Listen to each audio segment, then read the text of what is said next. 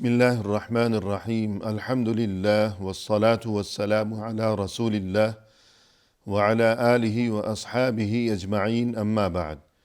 ناظرین کرام، السلام علیکم ورحمۃ اللہ وبرکاتہ۔ تفہیم دین کی اس بزم کے ہمراہ ہم آپ کی خدمت میں حاضر ہیں۔ آج کی اس ملاقات میں ہمارا موضوع گفتگو ہے اختتام رمضان۔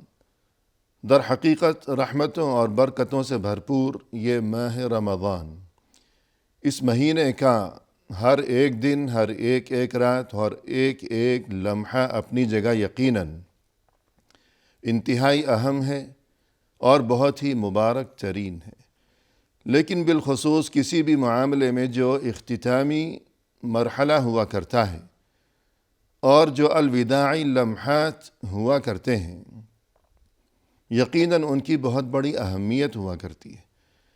مزید یہ کہ یہ ماہ رمضان در حقیقت اللہ عز و جل کی جانب سے اپنے مؤمن بندوں کے لیے یہ ایک تربیتی کورس ہے۔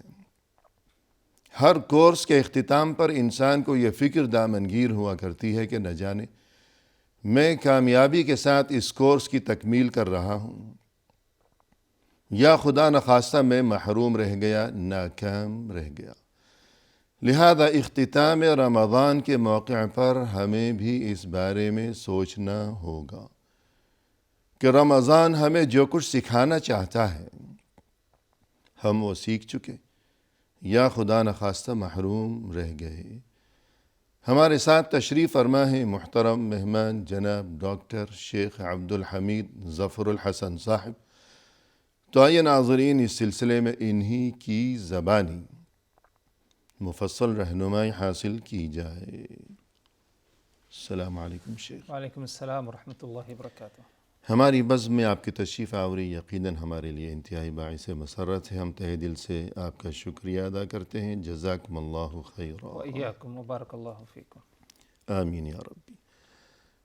اختتام رمضان، اہم ترین لمحات، دینی تعلیمات کی روشنی میں رہنمائی فرمائیے گا۔ بسم اللہ الرحمن الرحیم، الحمد للہ رب العالمین، والصلاة والسلام علی رسولہ الکریم، اما بعد۔ اللہ تبارک و تعالی پر حمد و ثناء اور اس کے نبی کریم صلی اللہ علیہ وسلم پر بے شمار، بے حد، بے عدد درود و سلام کے بعد، رمضان کے اختتام میں ہر ایک کو اس بات پر غور کرنا چاہیے، اپنے نفس کا محاسبہ بھی کرنا چاہیے کہ اسے پورا مکمل ماہ رمضان حاصل ہوا۔ ماہ رمضان میں اس نے بہت سارے عبادات کا اہتمام کیا، جن میں سر فہرست مکمل مہینے کا روزہ ہے۔ کیا جو مقاصد اور اغراض جو پائے گئے تھے، یعنی ماہ رمضان اور روزے کے، کیا وہ چیزیں حاصل ہوئیں کہ نہیں؟ ہمارے اندر وہ باتیں پائی جاتی ہیں یا نہیں؟ اس بارے میں ہر ایک کو چاہیے کہ اپنے نفس کا کیا ہے جائزہ لے۔ صحیح۔ اور ان میں سب سے اہم مقصد جو پایا گیا ماہ رمضان کے روزے کا بالخصوص وہ یہ کہ ہمارے اندر تقوی، پرہیزگاری، خشیت الہی، اللہ تبارک و تعالی کا ڈر اور خوف کیا ہے پایا جائے، ہم اسے حاصل کر لیں، تقوی کے اعلیٰ مراتب پر کیا ہے ہم فائز ہو جائیں۔ کہ روزے دار روزے کے دوران گویا کہ تقوی کا عملی ثبوت پیش کرتا ہے۔ بالکل عملی ثبوت پیش کرتا ہے۔ اور اسی بات کی طرف اللہ تبارک و تعالی نے اشارہ بھی فرمایا قرآن مجید میں، جس آیت کریمہ میں اللہ نے یعنی روزے کی فرضیت کا ذکر کیا کہ یا ایھا الذین آمنوا کتب علیکم الصیام کما کتب علی الذین من قبلکم لعلکم تتقون۔ اے ایمان والو، تم پر روزہ فرض ہے جس طرح تم سے پہلی جو اقوام گزرے ہیں، گزشتہ اقوام، ان پر روزہ فرض تھا اور لازم تھا۔ مقصد کیا ہے اس روزے کے ذریعے؟ لعلکم تتقون، تاکہ تمہارے اندر تقوی اور پرہیزگاری کیا ہے آ جائے۔ صحیح۔ تو یہ ایک اہم اور بنیادی مقصد رہا۔ صحیح ہے۔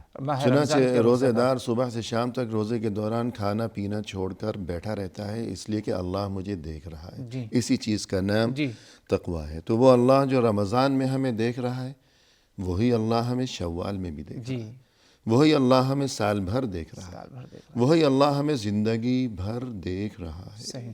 یہ پہلا اور اہم ترین سبق ہو گیا جسے ہم نے رمضان کے بعد بھی یاد رکھنا ہے ہمیشہ۔ مزید فرمائیے گا. جی، ایک دوسرا سبق جو ہمارے اندر یعنی پایا جانا چاہیے، جسے ہم حاصل کیے ہوں گے انشاءاللہ ماہ رمضان سے، وہ یہ انسان کے نفس کی اصلاح.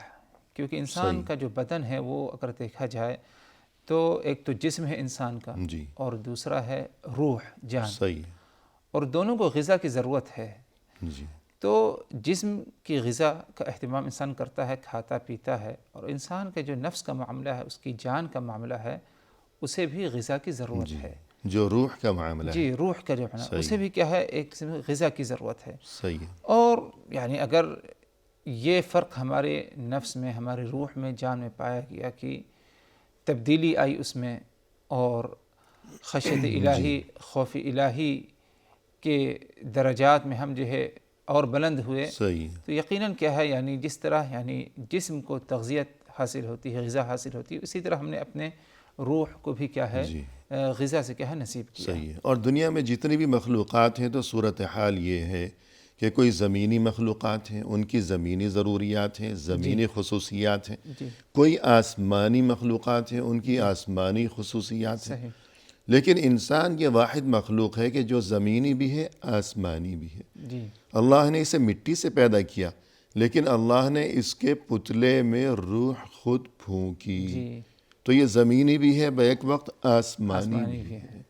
تو روزے کے دوران جب یہ کھانے پینے سے پرہیز کیے بیٹھا رہتا ہے، تو جو آسمانی مخلوق ہیں یعنی فرشتے، وہ کھاتے پیتے نہیں ہیں. تو روزے کی وجہ سے گویا کہ مومن، یہ روزے دار، اس کی زمینی مخلوقات کے ساتھ مشابہت کمزور پڑ گئی.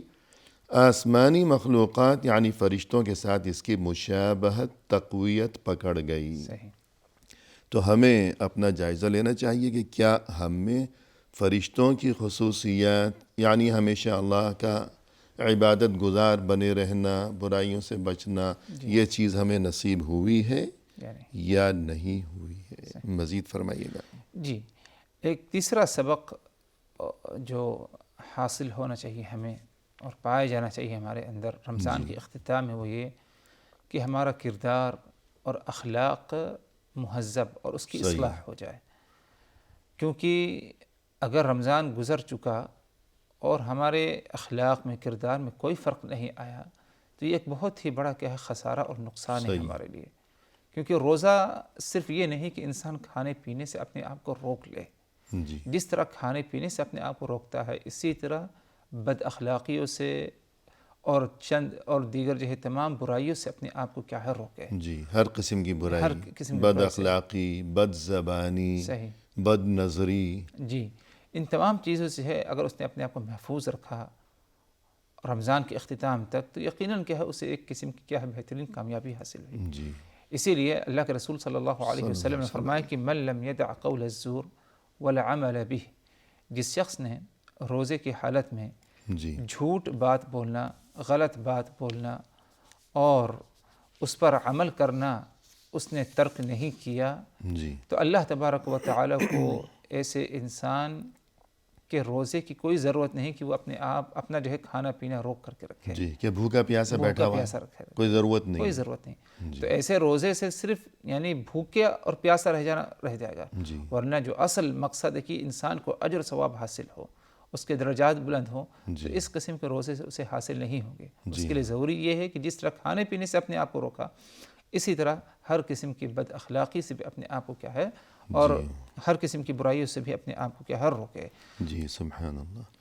بلکہ جتنے بھی ارکان اسلام ہیں، اسلامی اہم ترین عبادات ہیں، نماز ہے، حج ہے، زکوٰۃ ہے، تو ان سبھی عبادات کا ایک اہم مقصد یہی نظر آتا ہے کہ یعنی بد اخلاقی سے بچنا. صحیح.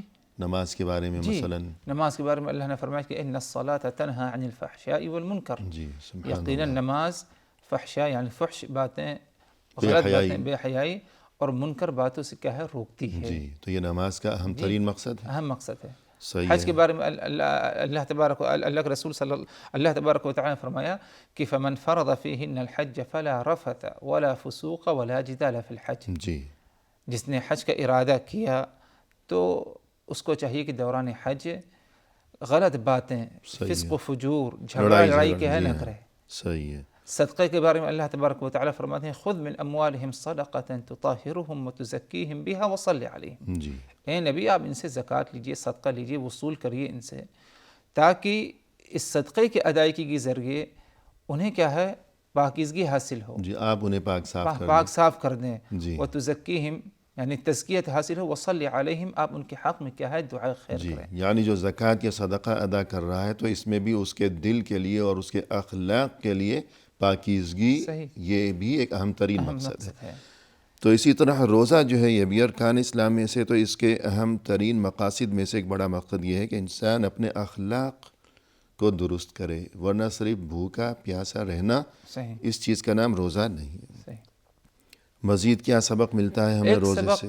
اور ہمیں ملتا ہے وہ یہ صبر، جی کیونکہ صبر یعنی ایک بہت ہی بہترین خصلت ہے جی اور اہم ترین، اہم ترین دنیا و خصلت ہے۔ آخرت دونوں جگہوں میں کامیابی و کامرانی کے حصول کے لیے صبر ضروری ہے۔ صبر ضروری ہے۔ جی اب اگر رمضان کے اختتام میں ہمارے اندر صبر پایا جاتا ہے، یعنی بنسبت پہلے کے زیادہ پایا جاتا ہے، جی تو ایک قسم کی کامیابی حاصل ہے۔ صحیح ہے۔ ورنہ اگر ابھی بھی وہی معاملہ ہے جو پہلے معاملہ تھا، بے صبری کا مظاہرہ، جی تو یقیناً کیا ہے ادھر کیا ہے انسان کو جو ہے خوب اچھی طرح کیا ہے یعنی سوچنا چاہیے۔ سوچنے کی ضرورت ہے، اور جی مستقبل میں کیا ہے اس کی اصلاح کی کیا ہے کوشش جی کرے، کیونکہ یعنی صبر اگر دیکھا جائے تو روزہ ہمیں سکھاتا ہے صبر بالکل کرنا، جی بالکل یعنی دوران روزہ انسان کھانے پینے سے اپنے آپ کو روکنے میں اسے صبر کی ضرورت ہے، جی، اور شہوات سے شہوات سے غلط باتیں جی بولنے کے لیے، اسی لیے اللہ کے رسول نے فرمایا کہ الصوم نصف الصبر، جی کہ روزہ نصف صبر ہے، یعنی صبر صحیح کا ہے۔ ایک بہت بڑا حصہ ہے جو کہ روزے کے ذریعے ہمیں وہ کیا ہے جی حاصل یعنی ہوتی ہے صبر کی جتنی بھی شکلیں اور قسمیں ہو سکتی ہیں، تو آدھا صبر جو ہے وہ روزے میں ہے، روزے میں۔ اس قدر صبر کی ضرورت جی ہے۔ تو مہینے بھر جب اس کی گویا کہ مشق کی ہے، جی تو یوں تمرین کی ہے، تو انسان کو اس عادت کو جاری رکھنا چاہیے، صحیح اس عادت کو سیکھ لینا چاہیے، صحیح اپنا لینا چاہیے، یعنی صبر کی عادت۔ مزید اس کے علاوہ جی ایک اور اہم مقصد اور سبق وہ یہ رمضان کے اختتام میں اللہ تبارک و تعالیٰ کی نعمت کا احساس اور شعور، جی یعنی انسان مکمل سال کھاتا پیتا رہا، آسودہ رہا، ہو سکتا ہے اسے آسودگی میں غریب اور جو مسکین ہیں محتاجین ہیں ان کی تنگی کا احساس نہ ہوا ہو، صحیح ہے، یا اپنے بارے میں بھی احساس نہیں ہوا، نہیں سال ہوا، بھر کھاتا پیتا رہا اور کھاتا کوئی رہا۔ قدر ہی نہیں کہ یہ مجھ پر اللہ کی طرف سے کتنی بڑی نعمت ہے۔ صحیح بات ہے، یعنی کھانا پینا، صحیح ہے لیکن جب انسان اپنے آپ کو کھانے پینے سے روکتا ہے تو اس نعمت کی قدر اسے معلوم ہوتی ہے، جی، جب کہ بھوکا رہے گا تو بھوکا کھانے رہے کی گا، قدر۔ ہاں، جی ہاں اور دوسرے جو یعنی کھانے پینے کی یا روزی روٹی کی تنگی میں ہیں ان کے بارے میں اسے کیا ہے فکر ہوگی اور صحیح۔ احساس ہوگا، اور یہ چیز اگر دیکھا جائے تو روزے ہی کے ذریعے کیا ہے حاصل ہو سکتی جی ہے، نعمت کی قدر کرے گا انسان، جی اور دوسروں کی مدد کرنے کا جذبہ بھی اس کے اندر کیا ہے اس کے ذریعے کیا ہے پایا جائے گا۔ صحیح ہے، بلکہ رسول اللہ صلی اللہ علیہ وسلم تو ہمیشہ ہی اور بالخصوص ماہ رمضان میں جو جود و سخا ہے، انفاق فی سبیل اللہ، صحیح، صدقہ و خیرات، اس چیز کا مزید بہت زیادہ اہتمام کیا جی کرتے تھے، صحیح کالریح المرسلہ، صحیح جیسے تیز آندھی ہو، تو اس قدر سخاوت کیا کرتے تھے، تو یقیناً ہمارے لیے بھی اس میں اسوہ حسنہ ہے۔ تو فی الحال وقفہ لیں گے۔ جی ناظرین کرام، فی الحال لیتے ہیں مختصر سا وقفہ، ہمارے ساتھ ہی رہیے گا۔ ناظرین کرام، وقفے کے بعد ہم حاضر خدمت ہیں، آئیے سلسلہ گفتگو کو مزید آگے بڑھایا جائے اپنے محترم مہمان کی زبانی۔ شیخ، وقفے سے قبل جیسے کہ آج کی ہماری اس ملاقات میں موضوع گفتگو ہے اختتام رمضان، اور اس تعلق سے گفتگو یہ چل رہی تھی کہ اختتامی موقع پر ہمیں اپنی کیفیت کا جائزہ لینا چاہیے، اپنا محاسبہ کرنا چاہیے کہ رمضان ہمیں جو کچھ سکھانا چاہتا ہے کیا ہم وہ سیکھ چکے یا خدا نخواستہ محروم رہ گئے۔ تو رمضان ہمیں جو کچھ سکھانا چاہتا ہے تو انہی میں سے ایک چیز جس کا آپ تذکرہ فرما رہے تھے وہ یہ کہ نعمت کی قدر، جب بھوکا پیاسا رہے گا انسان تب اسے احساس ہوگا کہ کھانا پینا یہ اللہ کی طرف سے کتنی بڑی نعمت ہے۔ تو یوں نعمت کی قدر کیا ہم میں یہ احساس بیدار ہوا یا ابھی تک ہم غفلت میں مبتلا ہیں؟ صحیح مزید یہ کہ یہ احساس کہ جس طرح بھوک نے ہمیں ستایا تو وہ لوگ جو کہ ہمیشہ ہی بھوکے رہنے پر مجبور ہیں ان پر کیا بیتتی ہے، کچھ ان کی مدد کی جائے کہ وہ بھی انسان ہیں ہم ہی جیسے۔ جب مدد کا جذبہ بیدار ہوگا تو باقاعدہ نہ صرف یہ کہ غریبوں کی مدد کی دین اسلام میں ترغیب دی گئی ہے، بلکہ ماہ رمضان کے اختتام پر اسی مقصد کے لیے زکوٰۃ الفطر کو فرض قرار دیا گیا، غریبوں مسکینوں کی مدد کے لیے۔ تو زکوٰۃ الفطر کیا چیز ہے جی اور اس کے کیا احکام ہیں، کیا تفصیلات ہیں، ارشاد فرمائیے۔ جی زکوٰۃ الفطر رمضان کے اختتام میں ایک فریضہ ہے، جی جیسے کہ یہ آگے پڑھی جائے گی جس میں بتایا گیا کہ اللہ کے رسول نے زکوٰۃ الفطر فرض کی، صحیح، اور زکوٰۃ الفطر کی ادائیگی اناج غلے وغیرہ سے یعنی اصل طور پر دیا جائے۔ یہ بات الگ ہے کہ بعض اہل علم نے حکم اجازت دی کہ اس کے بدلے کیا قیمت بھی دی جا سکتی، صحیح ہے، اور یہ جو دینا ہے وہ نماز عید سے قبل ہی ہمیں دینا ہے۔ صحیح ہے۔ اس سلسلے میں جو ایک صریح روایت آتی ہے، اور یہ کہ نماز عید سے کتنا پہلے بھی دیا جا جی سکتا ہے؟ نماز عید سے پہلے اگر دیکھا جائے تو بہتر ہے کہ جتنا ذرا مؤخر کیا جائے، یعنی صحیح، نماز عید کے قریب تک۔ کہ اس کا اصل وقت جو ہے وہ 29 رمضان یا جو رمضان کا آخری دن ہے، 29 ہو یا 30 ہو، تو غروب آفتاب کے بعد سے شروع ہوتا، اصل وقت وہ ہے۔ جی اصل وقت وہ ہے، لیکن اگر کسی وجہ ہاں سے کسی وجہ سے اگر اس نے ایک دو دن پہلے نکالا کوئی حرج نہیں، اور خاص وہ اگر جانتا ہے کہ محتاجین تک پہنچنا شاید اس کے لیے وقت درکار ہے، جی ہاں، جی تو اسی حساب سے کیا ہے وہ اگر مقدم کر لے تھوڑا سا تو گنجائش، کوئی گنجائش، اس میں کوئی حرج نہیں۔ صحیح ہے۔ روایت اس طرح ہے، فرماتے ہیں حضرت عبداللہ ابن عباس رضی اللہ عنہما کہ فرض رسول اللہ صلی اللہ علیہ وسلم زکوٰۃ الفطر، اللہ کے رسول صلی اللہ علیہ وسلم نے زکوٰۃ الفطر کو فرض قرار دیا، جی طہرۃ للصائم من اللغو والرفث وطعمۃ للمساکین۔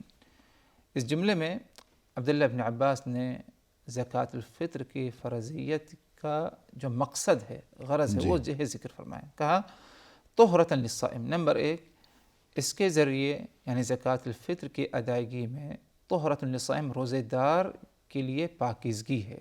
جی وہ کس چیز سے پاک صاف ہوگا؟ من اللغو والرفث، لغو فالتو باتیں اور بیہودہ باتیں جو کہ ہو سکتا ہے دوران روزہ قصداً یا انجانے میں جو ہے اس نے کر بیٹھا یا بول بیٹھا، کوئی نامناسب کام، نامناسب بات، جی ظاہر سے بر اس سے روزے کے اجر ثواب میں پر اثر پڑے گا، تو زکوٰۃ الفطر کی ادائیگی سے کیا ہے اس کی تلافی ہو جاتی ہے۔ صحیح ہے۔ آگے فرمایا اللہ کے عبداللہ بن عباس نے وَطُعْمَةً لِلْمَسَاکِينَ، زکوٰۃ الفطر کی جو فرضیت رسول اللہ صلی اللہ علیہ وسلم نے فرمائی وہ یہ کہ اس کے ذریعے زکوٰۃ الفطر کی ادائیگی کے ذریعے مسکینوں کے کھانے کا انتظام ہو جاتا ہے۔ یعنی جس طرح عام مسلمان جو خوشحال ہیں، عید منا رہے ہیں کھا پی کر کے عید کے دن، اسی طرح جو تنگی میں ہیں ان کے کھانے پینے کا انتظام کیا ہے، یعنی زکوٰۃ الفطر سے ہو جاتا ہے، تو وہ بھی مسلمانوں کے جیسے کیا ہے کھا پی کر کیا ہے اس دن کیا ہے خوشی مناتے ہیں۔ جی آگے فرمایا عبداللہ ابن عباس نے کہ من اداها قبل الصلاة فهي زکوٰۃ مقبولہ، رسول اللہ صلی اللہ علیہ وسلم کی تعلیم کے مطابق جس شخص نے زکوٰۃ الفطر کو نماز عید سے پہلے ادا کی تو وہ زکوٰۃ الفطر ہی کی ادائیگی ہوئی، مقبول ہے وہ۔ ومن اداها بعد الصلاة، اور جس نے نماز عید کے بعد ادا کیا، فهي صدقۃ من الصدقات، تو اس کا شمار زکوٰۃ الفطر میں نہیں بلکہ ایک عام صدقے میں کیا ہے اس کا شمار ہوگا۔ تو وقت کی اس میں پابندی بھی ہونا چاہیے، لیکن بات الگ ہے کہ اگر تاخیر ہو گئی جس میں کوئی مجبوری پائی گئی غیر ارادی طور پر، تو ادھر انشاءاللہ جو ہے تلافی یعنی وہ معاف نہیں ہوگا، دینا ہے، پھر دینا ہے ہر حال میں، ورنہ لیکن وہ فضیلت نہیں رہی۔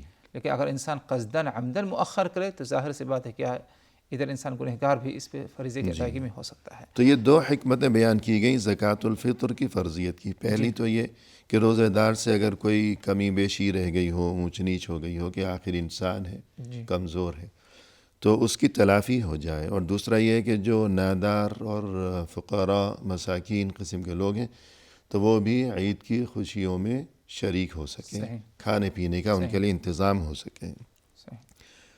تو یہاں یہ اشارہ بھی مناسب ہوگا کہ زکوٰۃ الفطر کا لفظ جو ہم استعمال کر رہے ہیں تو اردو میں اس کو صدقۃ الفطر بھی کہا جاتا ہے اور فطرانہ بھی کہا جاتا ہے، تو یہ وہی چیز ہے۔ جی اب یہ کہ یہ کس پر واجب ہے؟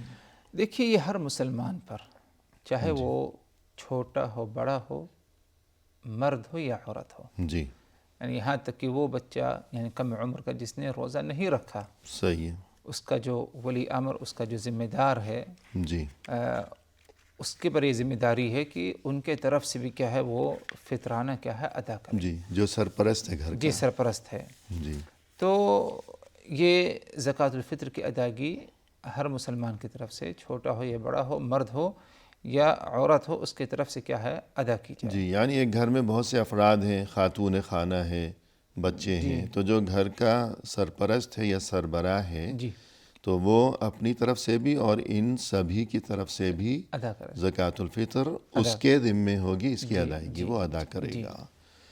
کتنا ادا کیا جائے گا، مقدار کیا ہوگی؟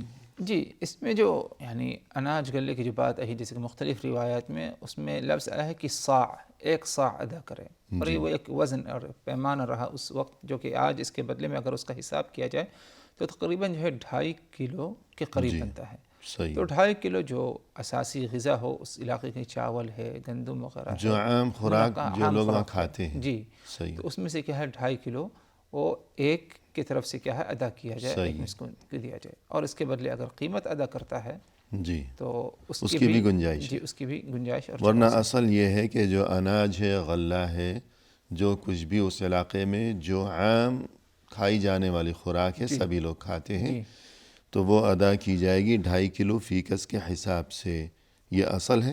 اور اگر کوئی قیمت ادا کرتا ہے تو اس کو بھی اہل علم نے جائز قرار دیا ہے۔ صحیح۔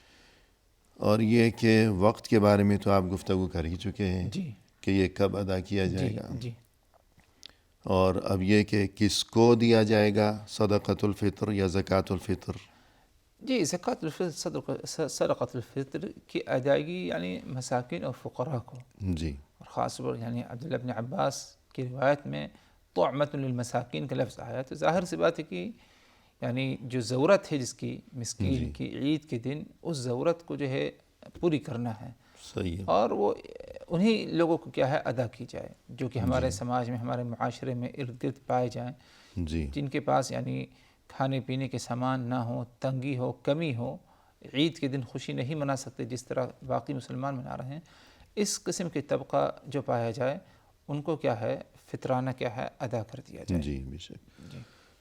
تو آپ نے یہ ذکر فرمایا کہ عید کی خوشی، جی تو یہ عید جو ہے دین اسلام میں اہل اسلام کے لیے سال بھر میں 2 عیدیں ہیں، جی ایک عید الفطر ہے اور دوسری عید الاضحیٰ۔ جی تو عید کی خوشی، تو پھر یہ کون سی عید ہے جو کہ ماہ رمضان کے بعد ہے، اور اس کے کیا احکام ہیں، کیا تفصیلات ہیں؟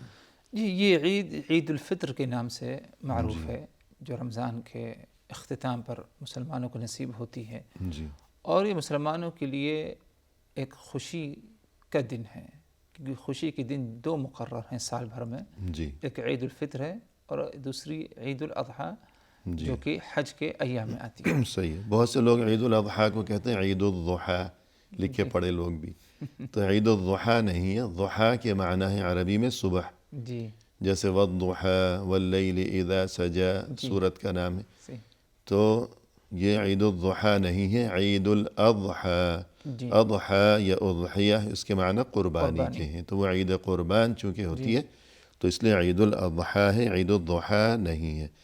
جبکہ اس وقت ہماری گفتگو ہے عید الفطر کے بارے میں۔ فطر کیا چیز ہے؟ فطر فطر افطار یعنی کھانا پینا، جی روزہ کھولنا، روزہ کھولنا، صحیح ہے، تو اس دن کو عید الفطر اسی لیے کہا گیا کیونکہ 1 مہینہ مکمل کھانے پینے سے مسلمان اپنے آپ کو روک کے رکھے، جی تو اس دن خوشی منانی ہے کھا پی کر کے۔ جی یعنی جیسے ہر دن ایک روزہ ہے رمضان میں، جی تو ہر شام اس دن کے روزے کا افطار ہے، جی اور ایک مخصوص وہ موقع ہے، جی اور ایک روحانی مسرت بھی روزے دار اس موقع پر محسوس کیا کرتا ہے۔ جی تو جس طرح ہر روزے کے اختتام پر ہر شام غروب آفتاب کے وقت افطار کا وقت ہے، تو مہینے بھر کے روزوں کے آخر میں یہ افطار کا دن ہے، افطار کا دن ہے، یہ عید الفطر کا فلسفہ ہے۔ صحیح۔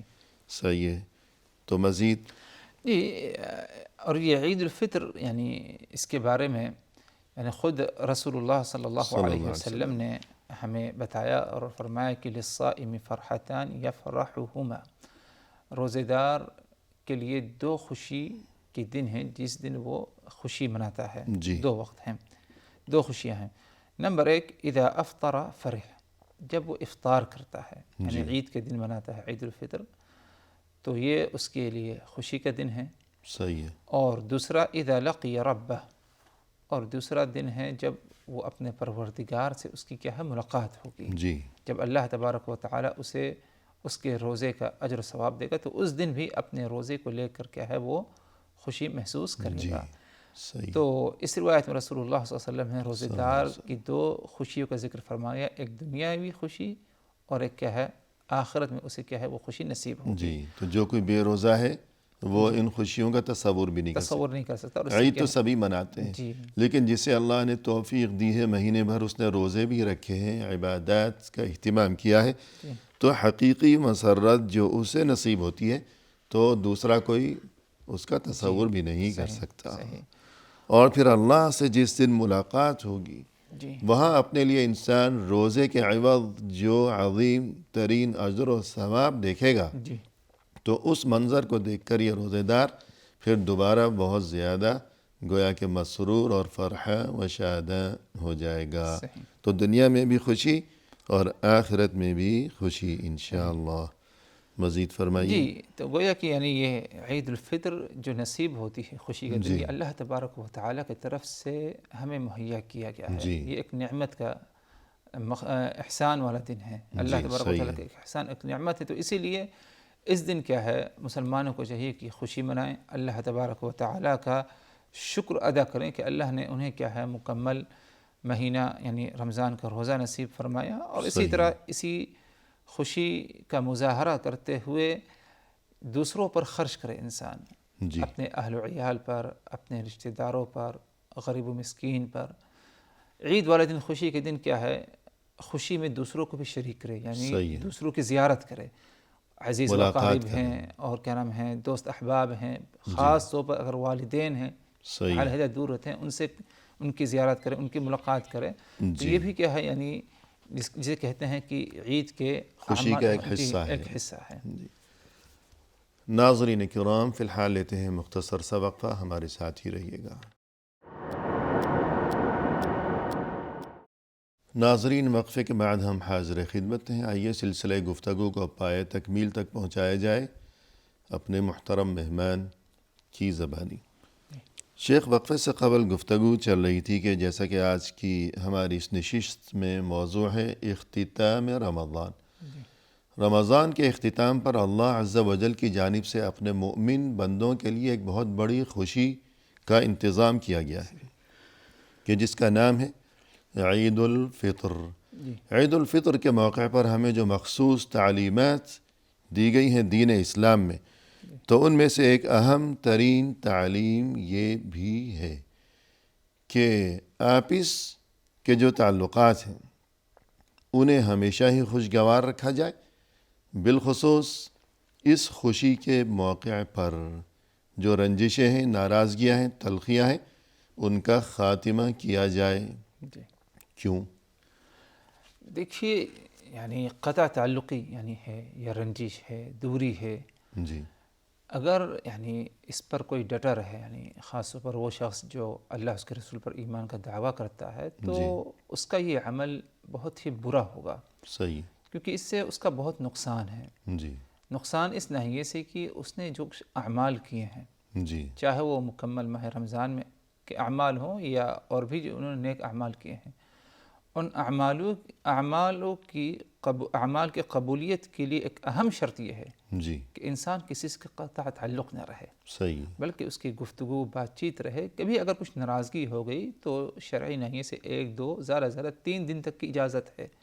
3 دن کے بعد کیا ہے صلح کر لے، سلام دعا دوبارہ کیا ہے شروع کرے، لیکن قطع تعلق جو ہے نہ رہے. اسی لیے اللہ کے رسول صلی اللہ علیہ وسلم کا ایسا فرمان ہے کہ آپ صلی اللہ علیہ وسلم نے فرمایا کہ کہ جنت کے جو دروازے کھولے جاتے ہیں ہر سوموار جی اور ہر جمعرات کو، پیر اور جمعرات والے دن. صحیح. فَيَغْفِرُ اللَّهُ عَزَّ وَجَلَّ لِكُلِّ عَبْدٍ لَا يُشْرِكْ بِاللَّهِ شَيْئًا. تو اللہ تبارک و تعالی ہر بندے کو معاف فرما دیتا ہے جو کوئی اللہ تبارک و تعالی کے ساتھ کسی کو شریک نہیں ٹھہراتا. صحیح ہے. آگے فرمایا رسول اللہ صلی اللہ علیہ وسلم نے، مگر ایک شخص ایسا ہے جی کہ جس کا اپنے بھائی کے ساتھ کچھ رنجش، یعنی مسلمان بھائی کے ساتھ، چاہے وہ ایک مسلمان بھائی ہو یا کوئی رشتہ دار ہو، عزیز صحیح. ہو، بہرحال اس سے رنجش ہے، دوری ہے، گفتگو بات چیت بند ہے، ناراضگی ہے.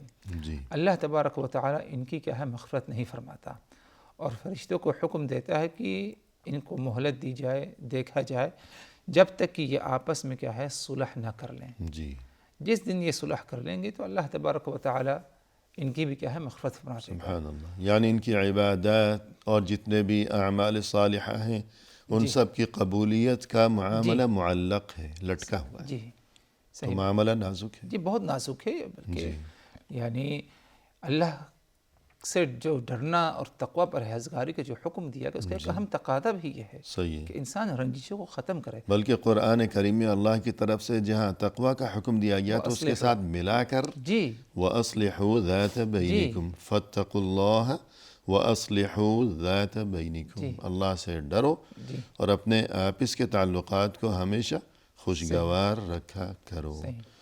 تو آپس کی جو ناراضگیاں ہوتی ہیں ان کے بڑے نقصانات ہوتے ہیں، اور اس چیز کی گویا کہ نحوست بھی پڑتی ہے، وبال پڑتا ہے انسان کے اخلاق پر، اس کی دینی کیفیات پر، اس کے ایمان پر، اور اس کی صحت پر بھی.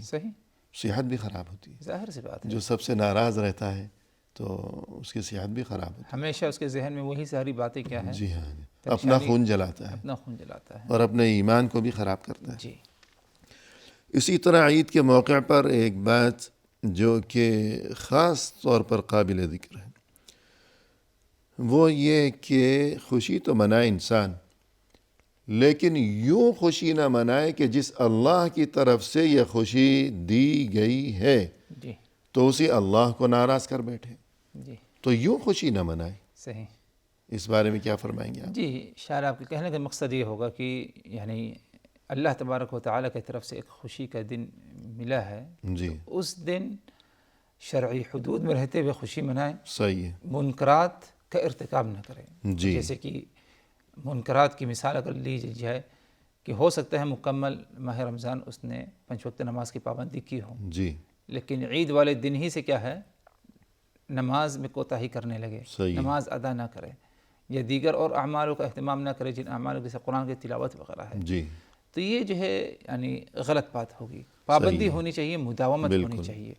کیونکہ اور اس کے علاوہ مزید یہ بھی کہ ہم دیکھتے ہیں کہ معاشرے میں بہت سے لوگ ان کی کیفیت یہ ہوتی ہے کہ رمضان بھر روزہ رکھا، تراویح پڑھی، سبھی کچھ کیا، اب عید کا دن خوشی کا دن ہے تو اب کہتے ہیں کہ کوئی سنیما کی طرف نکل کھڑا ہوا ہے، کوئی گانا بجانا جو ہے اس میں لگ گیا ہے کہ خوشی کا دن ہے. جی تو یہ بہت ناسمجھی کی بات ہے، یہ اپنا نقصان ہے. ظاہر سے جو کچھ بنایا تھا، مہینے بھر محنت کی تھی، اس کو اپنے ہی ہاتھوں اجاڑ ڈالنا. پھر اللہ کی طرف سے یہ خوشی منانے کا حکم دیا گیا ہے، یہ اللہ کی طرف سے نعمت ہے اس دن کی خوشی. پھر انسان خوشی یوں منائے کہ اسی اللہ کو ناراض کر بیٹھے. فرض کیجئے کہ ایک انسان کو کسی نے اپنے ہاں، کسی کے ہاں خوشی کا موقع ہے، شادی ہے یا کچھ بھی ہے، تو کسی نے ہمیں بلایا اپنے ہاں کہ ہمارے نزدیک آپ کی بڑی قدر ہے، ہماری خوشیوں میں آپ ضرور شرکت کیجئے، تشریف لائیے، ہمیں بہت خوشی ہوگی آپ کی شرکت سے. اب وہاں جا کر ہم کوئی خدا نخواستہ ایسی حرکت کرنے لگے کہ جس کی خوشی منائی جا رہی ہے اسی کو ناراض کر بیٹھے، اسی کے گھر میں بیٹھ کر. تو یہ بہت ہی نادانی کی بات ہے. خوشی منائے، یہ اللہ کی طرف سے حکم ہے، عید کا دن ہے، خوشی کا موقع ہے، لیکن یوں خوشی نہ منائے کہ اللہ ہی کو ناراض کر بیٹھے اور خود اپنی عبادتوں کو اپنے ہی ہاتھوں برباد کر ڈالے. ایسا نہ ہو. تو اگر کوئی رمضان کے بعد بھی مسلسل اسی نیکی کے راستے پر گامزن رہتا ہے، رواں دواں رہتا ہے، اللہ کی مرضی کے مطابق ہی وہ چلتا ہے، تو یہ اس بات کی علامت ہے کہ رمضان میں جو کچھ توفیق ہوئی ہے اچھے کاموں کی تو انہیں قبولیت نصیب ہو گئی. اور اگر کوئی بدل گیا ہے خدا نخواستہ اس کے طور طریقے بدل گئے رمضان ختم ہوتے ہی، تو یہ اس بات کا اشارہ ہوگا کہ اس کی عبادات گویا کہ قبول نہیں ہو سکی، خطرے کی بات ہے۔ اس بارے میں فرمائیے گا مزید۔ جی، یعنی ایک اہم یعنی جو نقطہ ادھر سمجھنا چاہیے وہ یہ کہ جس طرح ماہ رمضان میں اعمالوں کا اہتمام کیا، جی تو اب رمضان کے بعد بھی یعنی وہ سلسلہ باقی رکھنا ہے ہمیں، صحیح، مداومت پائی جائے، جی کیونکہ اللہ تبارک و تعالیٰ کو سب سے زیادہ جو پسندیدہ عمل ہے، یہ اعمال ہیں، وہ اعمال جن میں ہمیشگی پائی جائے، اگرچہ وہ تھوڑا ہی کیوں نہ ہو۔ اللہ کے رسول صلی اللہ علیہ وسلم فرماتے ہیں کہ احب الاعمال الی اللہ تعالی ادومها وان قل، کہ اللہ تبارک و تعالیٰ کے ہاں سب سے محبوب اور پسندیدہ اعمال وہ ہیں جن میں ہمیشگی پائی جائے، اگرچہ وہ قلیل ہی تھوڑا ہی کیوں نہ ہو۔ صحیح، تو مکمل ماہ رمضان کا ہم نے روزہ رکھا، تو اب رمضان کے بعد بھی روزوں کا سلسلہ باقی رکھنا چاہیے۔ صحیح، یہ نہیں کہ اب اگلے سال رمضان کا ہم انتظار کریں، جی اور یہ نہیں کہ مکمل مہینہ یا اکثر مہینوں کا روزہ رکھ جائیں آپ، بلکہ کوئی مہینہ ایسا نہ گزرے کہ جس مہینہ آپ نے 1، 2 یا 3 چند دنوں کا آپ نے روزہ نہ رکھا ہو، اور اس سلسلہ کیا ہے باقی رہنا چاہیے۔ جی ماہ رمضان میں قرآن کی تلاوت ہم نے کیا ہے پابندی کے ساتھ کی، تو اب رمضان کے بعد بھی یہ سلسلہ رہے، اگرچہ قلیل کیوں نہ رہے، یعنی تھوڑا ہی لیکن وقت پابندی ہو، اور اس میں ہمیشگی پائی جانا چاہیے۔ تراویح کی نماز ہے، رات کی نماز ہے، تہجد کی نماز ہے، تمام وہ اعمال جن کا اہتمام ہم نے کیا، اگر دیکھا جائے تو مکمل سال ان اعمالوں کا سلسلہ باقی رکھا جا سکتا ہے۔ جی یہ بات الگ ہے کہ آپ زیادہ کریں یا تھوڑا کریں، لیکن اتنا کریں انسان کی جس سے وہ اکتائے نہ، اور اس میں کیا ہے ہمیشگی پائی جائے، بالکل کیونکہ جس رب کی عبادت یعنی ماہ رمضان میں کی گئی، وہی باقی مہینوں کا بھی کیا ہے رب ہے، پروردگار ہے، اور اللہ تبارک و تعالی نے یعنی صریح طور پر اس بات کا حکم دیا کہ وَاعْبُدْ رَبَّكَ حَتَّى يَأْتِيَكَ الْيَقِينُ، سبحان تم اللہ، اپنے پروردگار کے، اپنے رب کی عبادت کرتے رہو یہاں تک کہ تمہیں کیا ہے موت آ جائے، جی آخری وقت آ آخری جائے، وقت آ جائے۔ صحیح ہے۔ تو اللہ کی عبادت کے لیے کوئی یعنی وقت متعین نہیں کیا گیا مخصوص، بلکہ تو اللہ کی عبادت جیسے رمضان میں کرتے رہے تو بعد میں بھی یہ سلسلہ جاری رہنا چاہیے، کم ہو یا زیادہ ہو، لیکن ہمیشگی ہو، مداومت ہو، پابندی ہو۔ اسی طرح رمضان میں جس طرح برائیوں سے بچتے رہے، صحیح، کہ جھوٹ سے اگر کنارہ کشی اختیار کی ہے، یا غیبت ہے، یا دھوکہ دی ہے، یا خرید و فروخت میں بےایمانی ہے، ملاوٹ ہے، تو ناپ تول میں کمی بیشی ہے، تو کیوں؟ اس لیے کہ اللہ دیکھ رہا ہے۔ تو رمضان کے بعد بھی یہی جذبہ بیدار رہنا چاہیے، یہی عقیدہ رہنا چاہیے، یہی ایمان رہنا چاہیے کہ اللہ مجھے اب بھی دیکھ رہا ہے، وہ کوئی بھی مہینہ ہو، کوئی بھی دن ہو۔ تو برائیوں سے بھی انسان باز رہے رمضان کے بعد بھی، سال بھر اور زندگی بھر، آخری سانس تک۔ مزید اس سلسلے میں یہ کہ جو اللہ کے نیک بندے ہوا کرتے ہیں، ان کی کیفیت تو یہ ہے کہ کوئی اچھا کام اگر انہیں توفیق نصیب ہو گئی ہے تو اس پر بس یہ کہ بجائے اس کے کہ انسان خوشی ہی مناتا رہے، تو خوشی منانے سے زیادہ انہیں فکر یہ دامنگیر رہا کرتی تھی، اور وہ ڈرتے رہتے تھے کہ اللہ جانے ہمارا عمل قبول بھی ہوا ہے یا نہیں ہوا۔ تو یہ احساس، یہ سوچ کر برائی سے بچنا کہ پہلی جو نیکی ہمیں توفیق ہو گئی ہے، ایسا نہ ہو کہ کہیں وہ بھی ضائع ہو گئی ہو۔ تو اس بارے میں فرمائیے۔ جی، یعنی انسان کوئی نیک عمل کرنے کے بعد یعنی ظاہر سی بات ہے خوشی اور مسرت محسوس تو ہوتی ہے ایک مومن کو، لیکن بہت زیادہ انسان خوش فہمی میں مبتلا نہ ہو، جی بلکہ یوں فکر ہونی چاہیے کہ جو کچھ ہوا یہ اللہ تبارک و تعالیٰ کی توفیق سے، اس پر خوشی، اور ساتھ ہی ساتھ یہ فکر ہونی چاہیے کہ کہیں کوئی ایسا معاملہ نہ ہو کہ ان اعمالوں کو اللہ تبارک و تعالیٰ کی طرف سے شرف قبولیت حاصل نہ ہو۔ صحیح، یعنی اب ہم کوئی ایسی برائی نہ کر بیٹھیں گے جس کی نحوست کی وجہ سے ہمارے وہ پہلے اچھے اعمال بھی کہیں ضائع نہ ہو جائیں۔ تو دل میں کیا ہے یعنی یہ ڈر اور خوف، جی یعنی یہ خشیت اور یہ فکر کیا ہے انسان کے ذہن میں کیا ہے باقاعدہ کیا ہے پائی جانا چاہیے۔ صحیح ہے۔ یہ چیز والذین یؤتون ما آتوا وقلوبهم وجلة، ارشاد فرمائیے۔ جی، اللہ تبارک و تعالی نے قرآن مجید میں اسی بات کی طرف اشارہ فرمایا، یعنی ایک طبقہ جو نیک اعمال کرتا ہے ان کی جو صفات بیان کی، ان میں سے ایک یہ کہ والذین یؤتون ما آتوا وقلوبهم وجلة انہم الی ربہم راجعون، جی وہ لوگ اللہ تبارک و تعالیٰ کی راہ میں کیا ہے خرچ کرتے ہیں جو کچھ اللہ تبارک و تعالیٰ نے انہیں دیا ہے، وقلوبهم وجلة انہم الی ربہم راجعون، اور اسی طرح ان کا جو دل ہے وہ فکر میں رہتا ہے. جی ان کے دل لرزتے رہتے ہیں ہاں کہ ہم نے اللہ کے سامنے پیش ہونا ہے. پیش ہونا ہے. اب جو کچھ بھی انہوں نے کام کیے ہیں تو کام کرنے کے بعد اب وہ ڈرتے رہتے ہیں. جی تو ام المؤمنین حضرت عائشہ نے کیا عرض کیا؟ جی حضرت ام المؤمنین عائشہ رضی اللہ عنہ نے کہا کہ یا رسول اللہ یہ کون لوگ ہیں جن کے دل کی کیفیت اس معاملے کی؟ کیا یہ وہ لوگ ہیں جنہوں نے شراب پی یا چوری کی؟ تو اللہ کے رسول نے فرمایا کہ معاملہ ایسا نہیں ہے، بلکہ انہوں نے روزہ رکھا ہے، نماز پڑھی ہے، صدقہ خیرات کیا ہے، اور ساتھ ہی ساتھ وہ اس بات سے ڈرتے ہیں کہ کہیں اللہ تبارک و تعالی ہمارے اعمال کو کیا ہے قبول نہ فرمائے. سبحان اللہ. یعنی یہ وہ لوگ نہیں ہیں کہ چوری کرتے ہیں اور وغیرہ وغیرہ اور برائیاں اور اس کے بعد ڈرتے ہیں کہ اب ہمارا کیا بنے گا اللہ کے سامنے، بلکہ یہ وہ لوگ ہیں جو اچھے کام کرتے ہیں پھر ڈرتے ہیں کہ نہ جانے ہمارے یہ اعمال اللہ کے ہاں قبول بھی ہو سکیں گے یا نہیں. تو رمضان کے اختتامی موقع پر یہ نہیں کہ انسان خوشیوں میں گم ہو کر رہ جائے، بلکہ اسے یہ فکر بھی ہونی چاہیے، اور اسی فکر کی وجہ سے ہر برائی سے بچنے کا مکمل اہتمام کرنا چاہیے. اور ہمیں بعض احادیث کی روشنی میں یہ بات بھی معلوم ہوتی ہے کہ جس طرح اچھے اعمال کی بدولت انسان کے گناہ مٹ جاتے ہیں، اسی طرح برے اعمال کی نحوست کی وجہ سے انسان کے اچھے اعمال بھی مٹ جایا کرتے ہیں. تو پروگرام کے اختتام پر ہم تہہ دل سے آپ کا شکریہ ادا کرتے ہیں کہ آپ تشریف لائے. آپ نے نہایت عمدہ و مؤثر و دل نشیں انداز میں رہنمائی فرمائی. ہماری دلی دعا ہے کہ اللہ تعالیٰ آپ کے عمر میں، آپ کے علم میں، آپ کے عمل میں مزید خیر و برکت عطا فرمائے. وإياكم بارک اللہ فیکم. آمین یا ربی. اور اسی کے ساتھ ناظرین کرام، اختتامی موقع پر تہہ دل سے ہم آپ کا بھی شکریہ ادا کرتے ہیں کہ آپ نے ہمارا یہ پروگرام دیکھا، اور اس دعا کے ساتھ کہ اللہ تعالی ہم سبھی کے ہر عمل کو اپنی بارگاہ میں شرف قبولیت سے نوازیں، اور یہ کہ اللہ تعالی ہمیں آئندہ بھی بار بار ماہ رمضان کی یہ عظیم ترین نعمت نصیب فرمائیں. ہماری طرف سے اور یہ کہ شارجہ براڈ کاسٹنگ اتھارٹی کی طرف سے، ہم سبھی کی طرف سے تمام اہل ایمان کو دلی عید مبارک. فی امان اللہ، وآخر دعوانا ان الحمد للہ رب العالمین.